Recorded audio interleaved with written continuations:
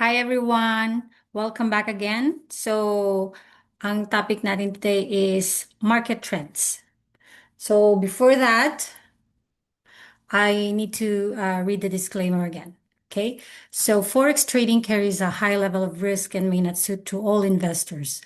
All content, tools, and strategies shared in this video are for informational and educational purposes only. I do not provide personal investment, financial, or trading advisory services. Users should consult a licensed independent financial advisor before making real money trades. Never trade based on what you see in this video. I will not be held responsible for any losses that occur in your trading account. So, what do we expect sa video na to? It's about market trend. So, may tatlong trends sa Forex trading. Okay? So, first is an uptrend, second downtrend, and the third one is sideways or ranging. Okay? But most of the time they use sideways. So, very short video lang to kasi gusto ko lang maintindihan nyo ano yung uptrend, ano yung itsura niya, ano yung downtrend, ano yung itsura niya, okay, saan kayo pwede mag-entry, ano yung meron siyang dalawang move, okay? So, para magkaroon lang kayo ng idea sa trend. So, first, uptrend. So, ibig sabihin, repeating pattern of higher highs and higher lows. So, kung titingnan nyo siya, naked eye, okay? Wala kayong nilagay. Pagbukas nyo ng chart, okay? Kaya i-detect nyo ano yung movement niya. So pag mapapansin nyo dito, nag-create siya ng higher highs, higher lows, higher highs, higher lows, then higher highs, higher lows. Okay? So ibig sabihin uptrend siya. And then, meron siyang dalawang important moves. Okay? Yung first move, tinatawag yun na impulsive. So, yun yung trend niya mismo. Okay? Yun yung paakyat.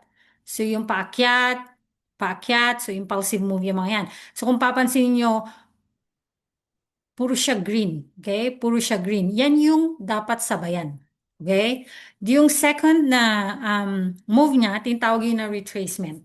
So, yan. May combination na yan ng bearish candlestick, bullish candlestick, tapos makikita niyo na yung sobrang habang mga um, shadow or wick niya. Okay? Ito yung kung kaya niyo siyang i-ignore muna. Okay? Kung po pwedeng wag niyo muna siyang i-trade. Antayin niyo makarating siya dun sa na-break niya na area. And then dun kayo mag-aantay ng impulsive move. Mas rewarding yon kasi mas kapag nakapasok kayo sa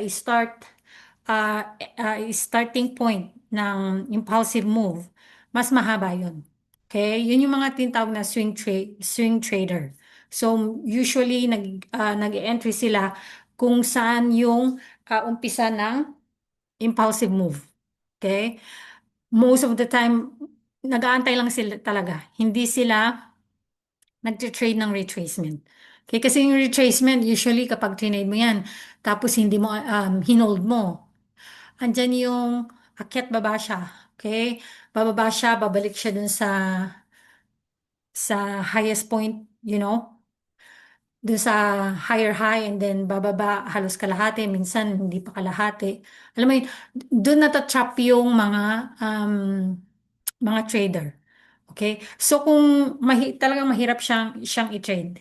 Pero kung nagkaroon ka ng confirmation, okay, dito sa may higher high, um, merong halimbawa dito mo na maipapasok yung mga candlestick patterns. Okay? Ngayon, kung binigyan kanya ng, ang tawag dito, kung binigyan kanya ng bearish candlestick patterns, okay? And then nakita mo uptrend siya, and then na-reject na siya dun sa previous na swing high, okay? So, pwede mo siyang i-trade. Okay? So, kailangan mo lang talaga ng um, yung mga technical tools na pwede mong i-combine bago mo i-execute yung entries mo. Pero I suggest mas magandang i-trade is yung impulsive move. Okay? So the second one is downtrend. So kung papansinin nyo, um, pababa siya. Okay? Ito yung highest point, and then meron ditong lower low, na break niya, ni-retest niya, lower high, lower low, lower high, lower low, lower high, lower low. Okay? So, yung downtrend naman, kabaliktaran ng uptrend. So, yung mahaba niya is yung sell or yung bearish candlestick. So, mapapansin nyo yung pattern ng lower highs sa ng lower lows, repeat siya, paulit-ulit siya. So, yan naman yun. So, mas maganda namang i-trade yung impulsive move niya. So, which is yung pababa. So, you don't need to, sabayan yung retracement. Okay? Mas okay yung pababa kasi kung papansinin nyo, sobrang haba. Kung ikukumpara nyo to sa uptrend, okay? Mas mahaba ang bearish candlestick. And there's a reason behind kung bakit ganon. Okay?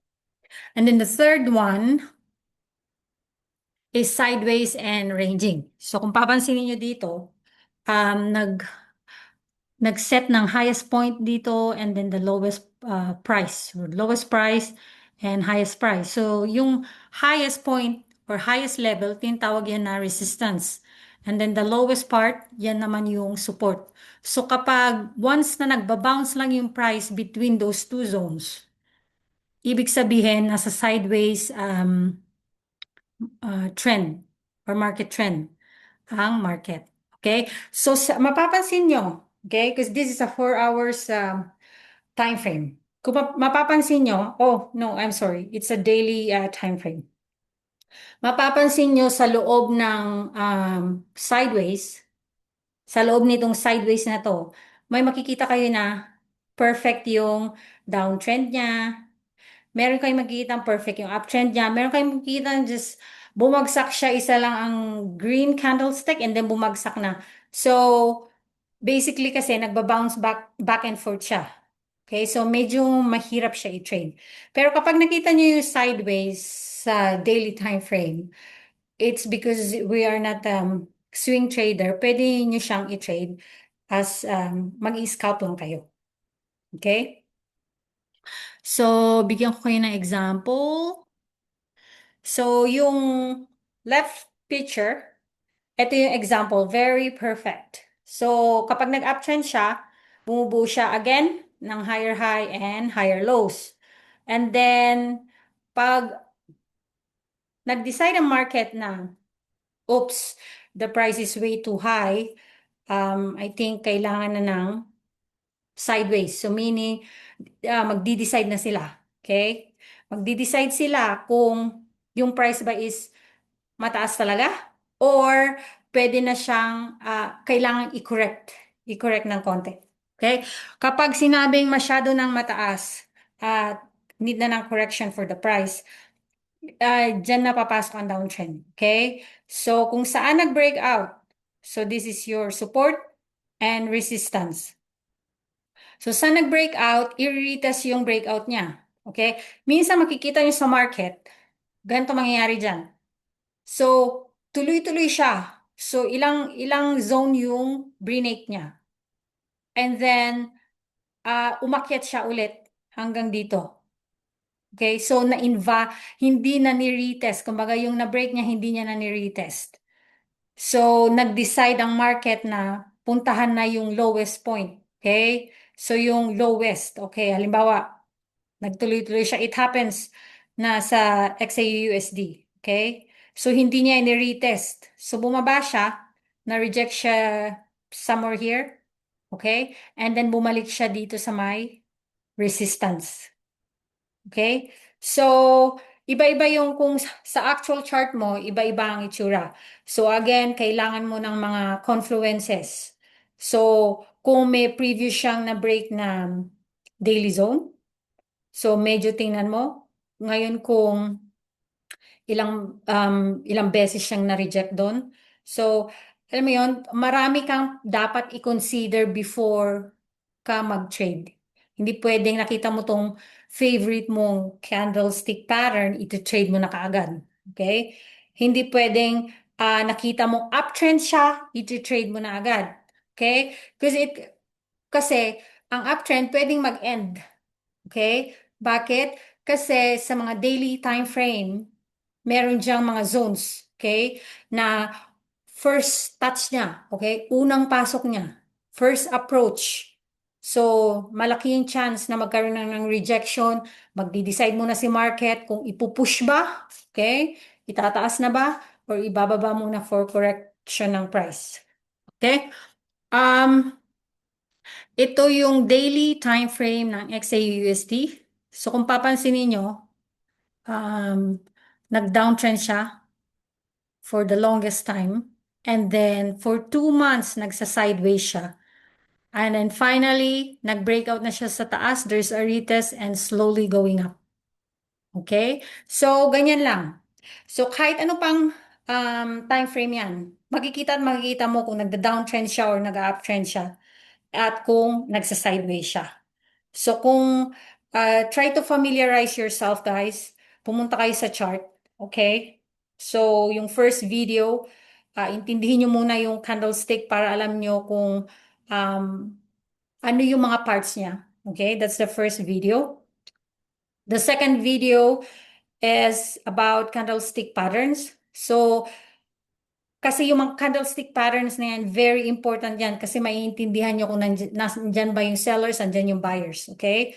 So, after that, naintindihan nyo na merong tatlong trend sa market. Okay? Uptrend, sideways, and downtrend. Ngayon, i-try nyo i-combine yung mga yon. Okay? Dun yun yung mga confluences na kailangan nyo pagsamasamahin. Pero hindi lang yun, okay guys?